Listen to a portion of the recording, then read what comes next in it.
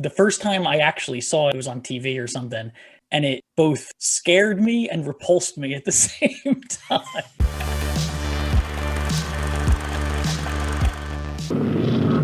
Beyond the farthest reaches of the imagination, in what is known as the Third Age of Middle-earth, a tale is told. A tale of a day when a great shadow will fall across the earth with the phantoms of the night. It's the magnificent gift of J.R.R. Tolkien, the Lord of the Rings. It's showtime! Gandalf. Nag Gimbatalu. One ring to rule them all. One ring to find them. One ring to bring them all. And in the darkness, find them.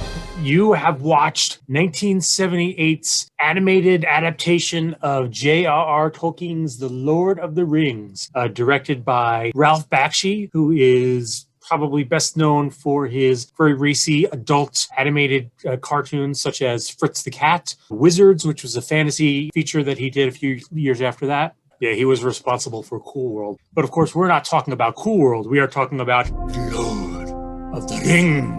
You're a big fan of the Peter Jackson trilogy. It's one of your favorite sets of movies of all time. And I know that you had never seen this. The reason that I never watched it as a kid, the first time I actually saw it, it was on TV or something, and it both scared me and repulsed me at the same time.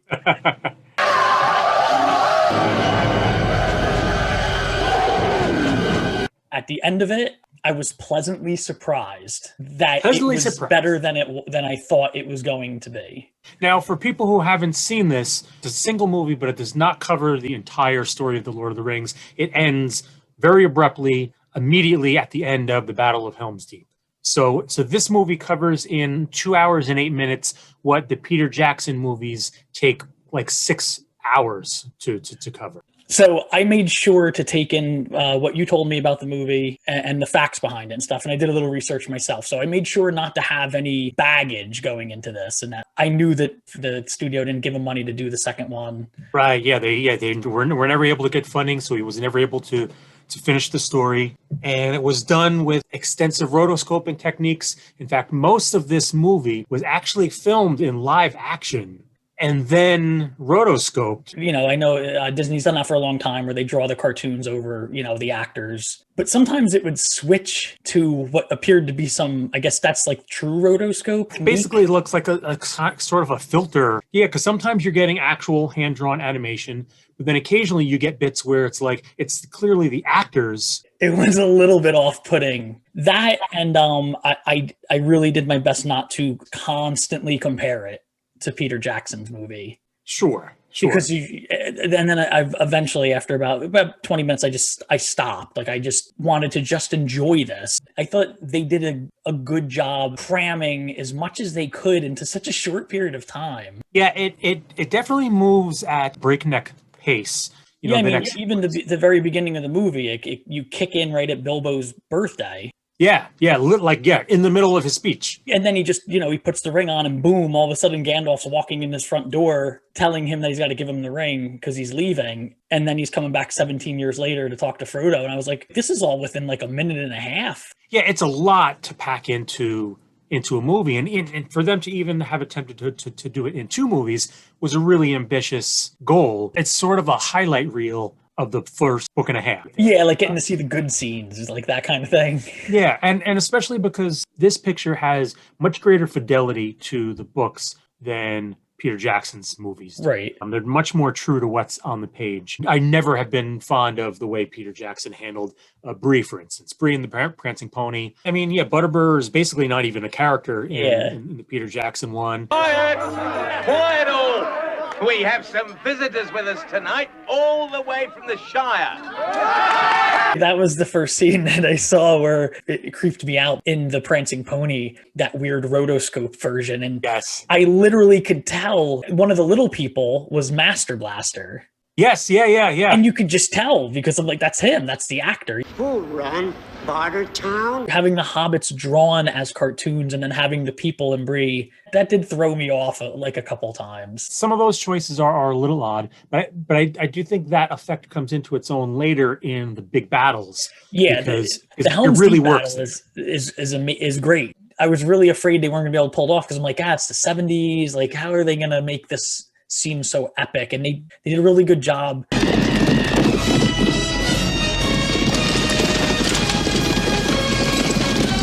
That whole sequence, starting from when the Fellowship breaks and the orcs are running with Merry and Pippin across, across the fields on their way to Isengard. I really love the way like that plays out. But I always loved that sequence in the book, and I really like the way it's handled. And there was a lot of stuff Peter Jackson took from this. I suspect that Peter Jackson drew way more influence from this than he did the actual book. The Ringwraith scene with the hobbits when they're hiding in the tree, along the legend, that's literally the same. Oh, it's practically shot for shot. Yeah, so, the way he shot, the proud feet. Yeah, it's like right exactly the same. Bulges, hornblowers, and proud foot. Proud feet. Oh, I love the part where back in Rivendell when Bilbo sees the ring again, he gets that moment where he like wants to grab it, and Frodo's like ready to deck him. Do you feel that the characters felt more realistic to the book? Because the characters are much different than the movie. I think the characterization is generally better here for most of the characters. The visual designs are a little spotty. I think the visual designs on the Hobbits are great. Legolas and Gimli both look great, though Gimli's a little on the tall side. The Ringwraiths look terrific. I love the Ringwraiths. Anytime like there's like a limping sort of decrepit kind of creature. They're so creepy here, and that's again much more true to the book. They're not in the beginning. They're not badasses. They're really off-putting and disturbing because they moan as if they're in pain.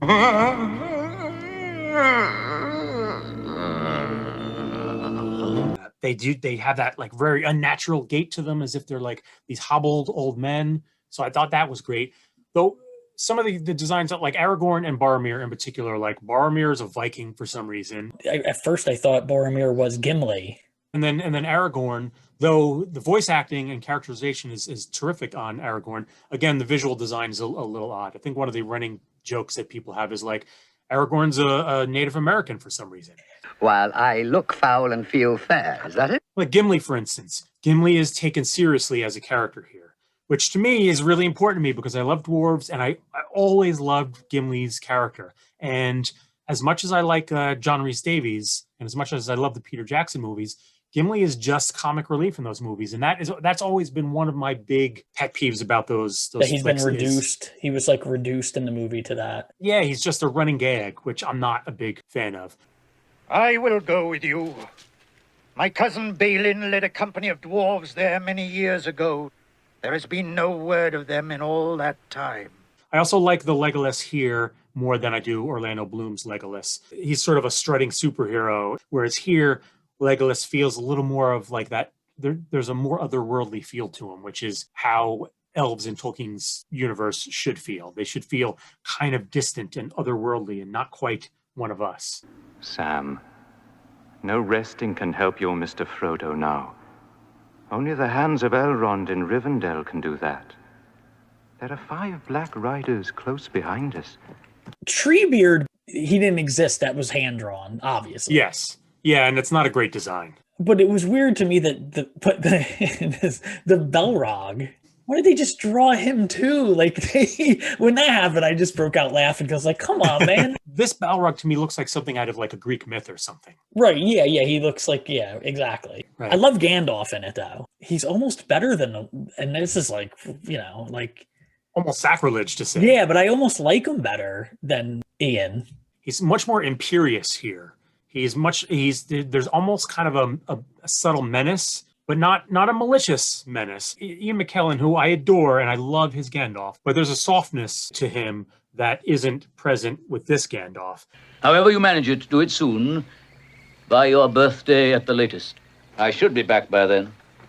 I must go south now to consult with the wizard Aroman, the head of my order. Be careful, Frodo. That's much more appropriate to book Gandalf. What did you think about Sam? I'm just curious before I say what I think about Sam. Oh, Sam, you simple-minded. Fell asleep. Sam is one of the downsides. He's sort of played as mentally slow. Me go, sir. Me go and see the elves. Oh, my. Oh, hooray! Everything about him was off-putting, which is disappointing because he's one of my favorite characters. He's a little too, you know. Oh, the ring is so heavy now, Sam.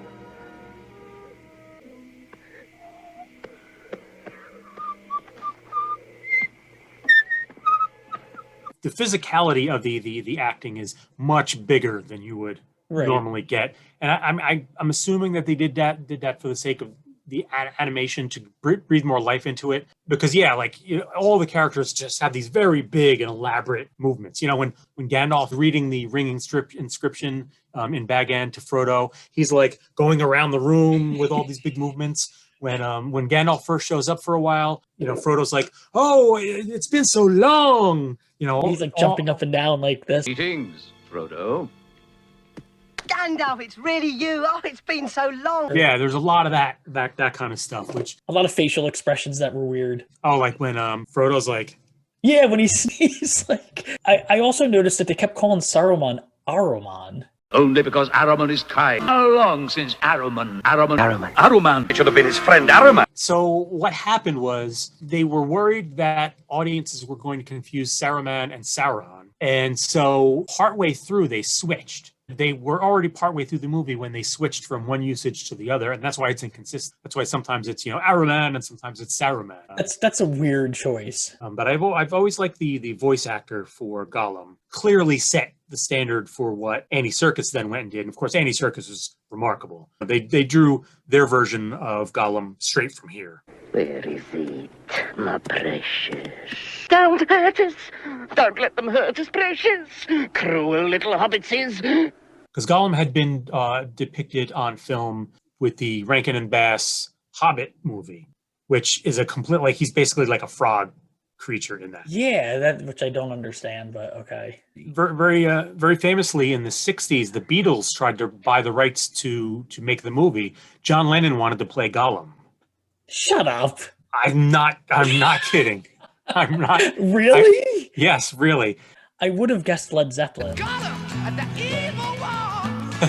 This is a movie that's been with me since childhood. After seeing it, I was just like blown away. Like, oh my God, I love this. I had a birthday party, the next year, year or so later. And my parents are like, oh, what do you want to do? You have all your friends over and all that. And I want to make everyone watch this.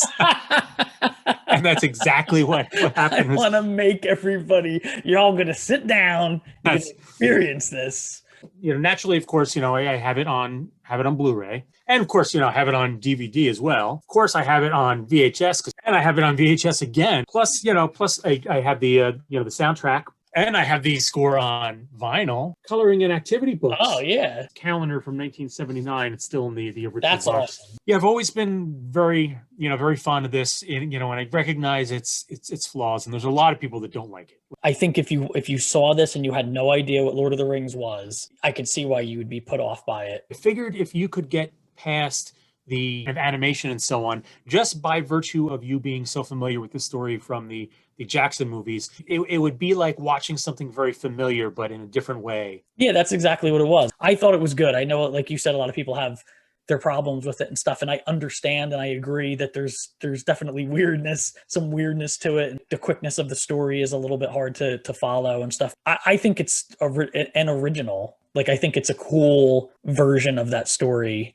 And it's the best that they could have done at that time. I'm glad you finally got a chance to dig in. I'm glad that you suggested it to me. That was a fun one. I guess that means now it's my turn to operate. That's right.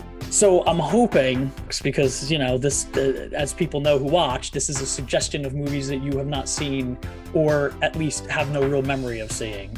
I got a couple down, and I'm going to go with this one first, because I think that you've never seen it, and it's shocking as shit. For the first time ever, Die Hard.